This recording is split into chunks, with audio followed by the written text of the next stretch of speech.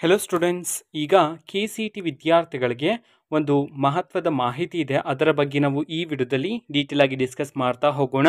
ವಿಡಿಯೋನ ಸ್ಟಾರ್ಟ್ ಮಾಡ್ತೀನಿ. ಅದಕ್ಕಿಂತ ಮೊದಲು ಲೈಕ್ ಮಾಡಿ ಮತ್ತು ತಪ್ಪದೆ ಸಬ್ಸ್ಕ್ರೈಬ್ ಮಾಡ್ಕೊಳ್ಳಿ. ಈಗ ನಾವು ಇನ್ಫಾರ್ಮೇಷನನ್ನು ತಿಳ್ಕೊತಾ ಹೋಗೋಣ. ಸೊ ಈಗ KCET ವಿದ್ಯಾರ್ಥಿಗಳು ನಮ್ಮ ಕೆಯೂರು ಬಿಡುಗಡೆ ಮಾಡಿರ್ತಕ್ಕಂತಹ ಆಪ್ಷನ್ ಟ್ರೀ ಲಿಂಕಲ್ಲಿ ಲಾಗಿನ್ ಆದ ನಂತರ you are stopped from admission process ಅಂತ ಹೇಳಿ ತೋರಿಸ್ತಿರ್ತಕ್ಕಂಥದ್ದು. ಸೊ ಇದಕ್ಕೆ ಸಂಬಂಧಪಟ್ಟಂತೆ ಮಾಹಿತಿಯನ್ನು ನಾವು ಈ ವಿಡಿಯೋದಲ್ಲಿ ತಿಳ್ಕೊತಾ ಹೋಗೋಣ. ಸೊ ಈಗ ವಿದ್ಯಾರ್ಥಿಗಳು ನೀವು ಲಾಗಿನ್ ಆದ ನಂತರ ಕೆಲವರಿಗೆ ಈ ರೀತಿ ಡಿಸ್ಪ್ಲೇ ಆಗ್ತಿದೆ, you are stopped from admission process ಅಂತ ಹೇಳಿ. ಸೊ ಯಾರು ಸಹ ಟೆನ್ಷನ್ ಮಾಡ್ಕೊಳ್ತಕ್ಕಂತಹ ಅವಶ್ಯಕತೆ ಇಲ್ಲ. ಸರ್ವರ್ ಎರರಿಂದ ಈ ರೀತಿ ನಿಮಗೆ ಡಿಸ್ಪ್ಲೇ ಆಗ್ತಿರತಕ್ಕಂಥದ್ದು, ಓಕೆನಾ. ಸೊ ನಮ್ಮ ಕೆಯೂರು ಆದಷ್ಟು ಬೇಗ ಇದನ್ನು ಸರಿಪಡಿಸ್ತಾರೆ.